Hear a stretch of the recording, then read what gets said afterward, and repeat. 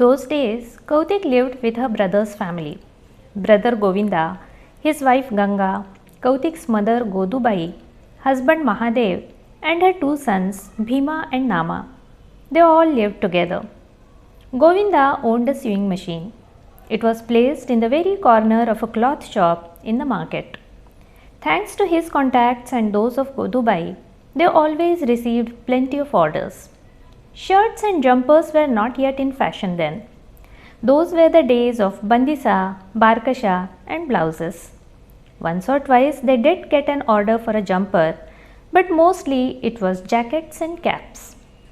Mahadev too worked at the same place. He would sit there stitching the clothes.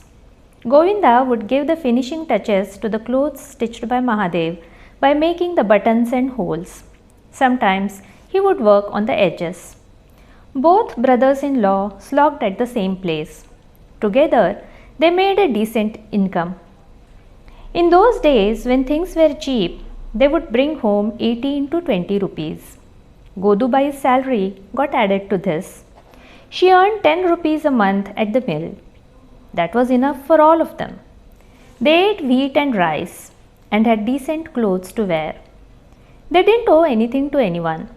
Rather, customers owed them money. Since these three persons had shouldered the responsibility of earning a living, the others enjoyed a relaxed life. Kautik and Ganga would sit in their porch with their legs stretched out, cleaning rice and lentils. They would make the preserves, spend time chatting and laughing. Nama and Bhima went to school. This is the introductory chapter of the novel Dhag or Heat, written by Uddhav Shelke. Today, in the 44th episode of Granthyatra, we are going to discuss this novel based on the rural life in the Vidarbh region of Maharashtra. Come with me and let's see what happens next. Uddhav Shelke was born in 1930 in the Hinganghat village of Amravati district. He began writing books from 1950. His first collection of short stories, titled Shiran, was noteworthy for the depiction of minute details of life in rural Vidarbha and for the use of the local dialect. Dhag, published in 1960, is his most well-known novel. It was translated into English and other Indian languages. Later, Shelke wrote several other novels such as Ecstasy, Man, The Lived House, Tenderness, Golden Villa, Pomegranate Seeds, and Drumbeats.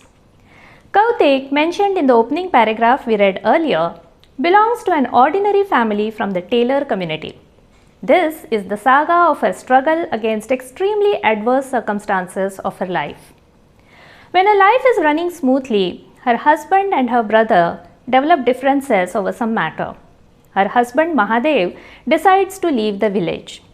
Even though there is no certainty of any source of income and there is not even enough money for the journey, Kautik is ready to accompany him. Learning this, Mahadev says to her, "I am not going to stay here any longer." "Then where do you want to go?" "I'll go wherever God shows me the path." "Let's go then." "Why do you want to come along?" "What would I do here?" "You stay with your brother." "God, did I get married to live with my brother?" Mahadev bowed down his head. Kautik said, "I say, what?" "Let's go if you wish to." "Where?" Mahadev remarked, coming to his senses. "Wherever you wish." "You can leave me," he said with his voice trembling. "I'll go somewhere." "Then I'll also come there," Kautik said, adjusting the end of a sari on her head. "Wherever you go, I will be with you. If you cut the grass, I won't be ashamed to tie it in a bundle. And the kids? They will go with us. Poor things. What have they seen of the world yet? Why should we leave them behind?" And then one night, the family gathers their belongings in bundles and quietly leaves the village. They travel all the way to another village where Mahadev's father has a house. Although Mahadev doesn't get along with his father, the family finds shelter in the house.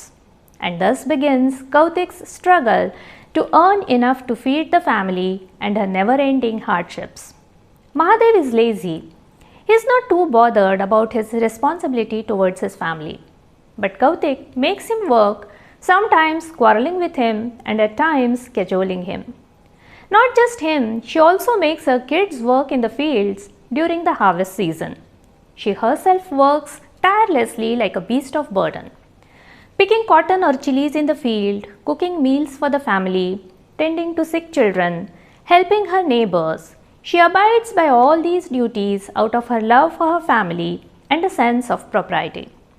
She doesn't mind any amount of physical hardships and keeps working even when she cannot have adequate food or rest, and at times even when pregnant and right up to the time her labor pains begin. Her natural instinct to hoard food when it is available in plenty so that her family should not have to go hungry during difficult times always keeps her on her toes. When Mahadev fears for her health, she says, "Why would I fall sick? I am not made of wax or lac that I'll melt away." Even after giving birth to a child, she feeds a little bit of opium to the infant daughter to keep her quiet while she herself gets ready for hard labor in the field. You will eat if you work, else you will remain hungry. That's her philosophy in life. Despite this tough life, she displays a passion to save every penny to celebrate festivals. She sincerely wants her children to attend school and find solace in her friends and neighbors with whom she shares a close bond. In contrast, her husband Mahadev is quite detached from life. He does not share Kautik's enthusiasm or her passion for life. Yet, even if unwillingly, he keeps working to fulfill the family's needs and gives in to Kautik's somewhat dominant nature. He is not only incompetent but also arrogant and short-tempered. As a result, he is unable to accept whatever work he is able to get or to keep a job for long. Kautik's elder son Bhima turns out to be irresponsible, insincere and a vagabond. He gives up school, leaves home and spends his time in bad company.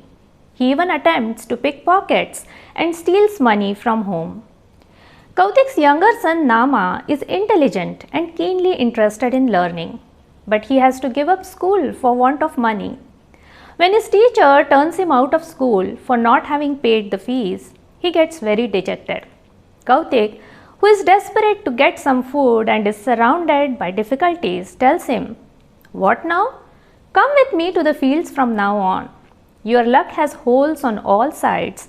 There's nothing that you or I can do about it." In the hope of getting a sewing machine, Kautik's family leaves their home in Talegaon and moves to another village called Mosri. But here, they are in for further difficulties. They finally find shelter on the porch of a loving Muslim family. But day by day, Mahadev gets increasingly tired of the family life and hard work. Once, when he is returning home after selling clothes, he is robbed of his money. Well aware that he would now be unable to pay back the loan he had taken for his small business, Mahadev runs away to the town of Amravati and begins to live at the city square like a beggar. When Kautik learns this, she travels there and brings him back home. She counsels him to face the realities of life with courage. But Mahadev cannot change his nature. When he learns of the death of his old father, he refuses to attend to his last rites. It falls on Kautik to carry out this duty. She borrows money against the old man's sewing machine and makes arrangements for his last rites. By the time Kautik returns to Mosri from Talegaon, her husband has departed for the annual pilgrimage of Lord Mahadev. This is the beginning of the most difficult chapter in Kautik's life. She loses her child during delivery. The son-in-law of the local merchant in Talegaon cheats her and seizes the house of her father-in-law. Kautik has to fight hard to get back her mortgaged sewing machine. When she tries to carry the heavy machine from Talegaon to Mosri on her back, it causes a deep wound on her back and the machine's base breaks into two pieces during the journey. She is further disheartened when Mahadev does not return even after the pilgrimage season is over. Then one day, she learns that Mahadev has been struck with leprosy and that he has gone away with some missionaries. When Kautik loses all hope of Mahadev's return, she falls sick. Though she recovers, she suffers from insanity. The urgency to feed his mother, young sister, and himself compels Nama to give up his sewing tutorials, and he has to take up the lowly job of washing dishes at a restaurant. Kautik's family, for which she had toiled for years, is now devastated. All her hard work, her dreams, and her struggles are wasted. An economy in transition and the social reality are as responsible as the people around Kautik for her tragedy. When the old feudal system disappeared, the fates of those who had practiced traditional occupations got compromised. In the absence of skills training, they are unable to find alternative work. Mahadev, for instance, knows tailoring, but he doesn't own a sewing machine. Nama is not even able to get this traditional skill from his community. Kautik is willing to work hard. She also possesses the strategic insight to manage a household and has the courage to try a new business. But since there is not even a possibility for obtaining any formal training, she has to toil in the fields to eke out a living. Uddhav Shelke expresses the stark reality of rural life very successfully in this novel. The use of Varadi dialect, crisp narrative style, and lively characterization makes this novel impactful. The writer is able to effectively create the rural atmosphere through the depiction of life in the villages, the interpersonal relationships of its people, and the underlying economy. The novel has lively passages describing the life in Vidarbh, which is closely related to agriculture. Look at this passage. The festival of Nag Diwali was over. It was almost the harvest time. Pods of yellow lentil had ripened. The corns of millet were ready for plucking. It was difficult to find a free laborer in the village. Meanwhile, the clouds had started keeping a watch in the sky. The intoxicated wind flirted with the standing crop in a life-threatening manner. It made the owners of the fields worried. They visited the homes of the laborers again and again. They pleaded with them by saying, "Come to my field first." They loosened their purse strings when deciding the rate of labor. The laborers made them loosen it further. Because by now, even their porches and backyards were full of corn drying in the sun. Boxes of lentils and sesame piles were standing high. Pods of green and brown lentils were lying around. Although the village society was divided in several castes and subcastes, they all belonged to the same economic strata and lived by helping each other. Kasim and Sakina provide shelter to Kautik's family. Kautik helps deliver Sita's baby. Although Kautik's family belongs to the Hindu caste of Namdev Shimpi, they also worship Shadul Bua, the Muslim Peer. Kasim goes on a pilgrimage of Lord Mahadev. To tell us more about this classic in Marathi literature that is considered a milestone in the genre of novel, we have with us today Dr. Sujata Shenai. नमस्कार. साठोत्तरी मराठी साहित्यात धग ही कादंबरी अतिशय महत्त्वपूर्ण मानली जाते. ग्रामीण, प्रादेशिक, वास्तवदर्शी अशी समीक्षकी मूल्य लावूनही ही कादंबरी कितीतरी अधिक उंची गाठते. ही कादंबरी का बरं उंची गाठत असेल याची कारण मीमांसा केली किंवा त्यामागची कारणं जर शोधू पाहत गेलो तर या कादंबरीची अभिजातता ठळकपणे दिसून येते. कौतिक ही या कादंबरीची नायिका आहे.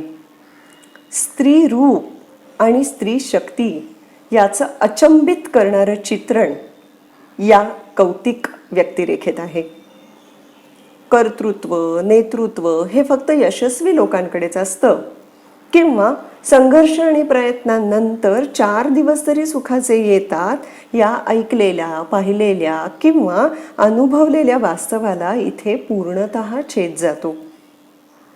कौतिक सामान्य स्त्री, पण कर्तृत्व आणि नेतृत्व यात कुठेही हार मानत नाही. जीवनात अयशस्वी होऊनही, वारंवार अपयश पदरी येऊनही तिची कहाणी उद्धव शेळके यांना रेखाटावीशी वाटते आणि ती त्यांच्या समर्थ लेखणीतून आपल्यासमोर येते, हेच या कादंबरीचं यश आहे. विदर्भातील ग्रामीण परिसरातील शिंपी कुटुंबाची ही कहाणी म्हणजे खरं तर अलक्षित घटकाची. पण या अलक्षित घटकालाच लेखकांनी केंद्रस्थानी ठेवलं आहे.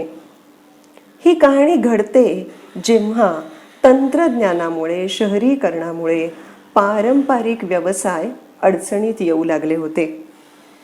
या शहरीकरणामुळे होणाऱ्या परिणामांना कसं सामोरं जावं, यातून कसं बाहेर पडावं आणि आपला पारंपरिक व्यवसाय कसा वाचवावा याची पुरेशी जाण आणि भान न आल्यामुळे अनेक कुटुंब उद्ध्वस्त झाली.